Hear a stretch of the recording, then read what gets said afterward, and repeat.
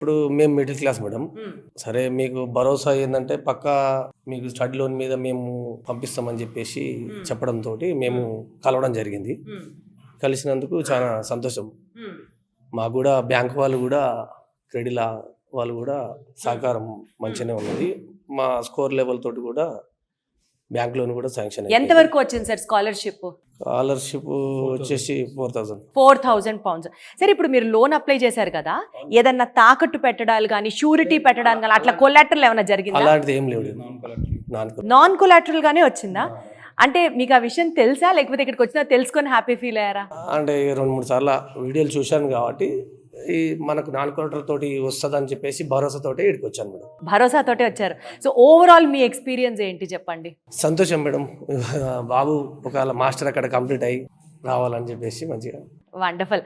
So మీరు masters చేయడానికి యూకేకి వెళ్ళడానికి వీసోర్స్ వాళ్ళు మీకు అంటే ఫాదర్కి సపోర్ట్ చేసినట్లుగా ఫినాన్షియల్గా నేను మాట్లాడలేదు, యాజ్ అ స్టూడెంట్ మిమ్మల్ని గ్రూమ్ చేయడానికి ఎలా హెల్ప్ చేశారు? అంటే కాలేజ్ చూస్ చేసుకోవడంలో బాగా హెల్ప్ చేశారు. ఫస్ట్ లోన్స్ అంటే ఎలాంటి పాయింట్స్ చెప్పేవాళ్ళు కాలేజ్ చూస్ చేసుకోవడం? అంటే అకార్డింగ్ టు మన అకాడమిక్ స్కోర్ బట్టి దాన్ని బట్టి మనకి ఇప్పుడు ఐఎల్స్ లేకున్నా సరే కానీ మంచి కాలేజ్ వచ్చేటట్టు చూసుకోవడం కానీ 10 to 15 కాలేజెస్ ఇచ్చారు. ఆ కాలేజెస్ మంచి కాలేజెస్, నేను చాలా ట్రై చేసి చూశాను. 15 కాలేజెస్ వరకు ఉన్నాయి.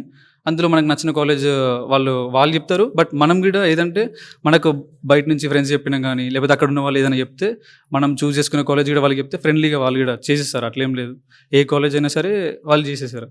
సో నేను టీ సైడ్ చూస్ చేసుకున్నాను ప్రజెంట్.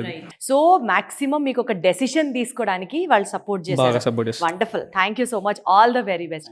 సో నాకు ఒక పాయింట్ క్లియర్గా అర్థమవుతుంది ఏంటంటే మన వీసోర్స్ వాళ్ళు ఏదో ఒక కన్సల్టెన్సీ ఒక ఏజెన్సీని అయితే రన్ చేయట్లేదు. వీళ్ళు టోటల్గా ఒక స్టూడెంట్ రెస్పాన్సిబిలిటీని తీసుకుంటారు. స్టూడెంట్ని గ్రూమ్ చేయడం దగ్గర నుంచి, పేరెంట్స్కి ఫినాన్షియల్ సపోర్ట్ లోన్స్ రూపంలో కల్పించడం దగ్గర నుంచి, స్టూడెంట్స్ తిరిగి అక్కడికి వెళ్ళిన తర్వాత తన స్కాలర్షిప్తో తను చదువుకుంటున్నాడు అన్న భరోసా కల్పించడం దగ్గర నుంచి, మోస్ట్ ఇంపార్టెంట్ పాయింట్ ఒక స్టూడెంట్కి కావాల్సినటువంటి బెస్ట్ సెలెక్షన్ చాయిసెస్, స్టూడెంట్ని గ్రూమ్ చేయడం, స్టూడెంట్కి ఫైనాన్షియల్ సపోర్ట్ అందించడం, దాని తర్వాత చాయిసెస్లో బెటర్గా హెల్ప్ చేయడం, ఇవన్నీ చేస్తుంటే ఇది కేవలం ఒక ఎడ్యుకేషనల్ కన్సల్టెన్సీ ఆర్గనైజేషన్లా కాదు, it is more than what a student need అన్నది అర్థమవుతుంది.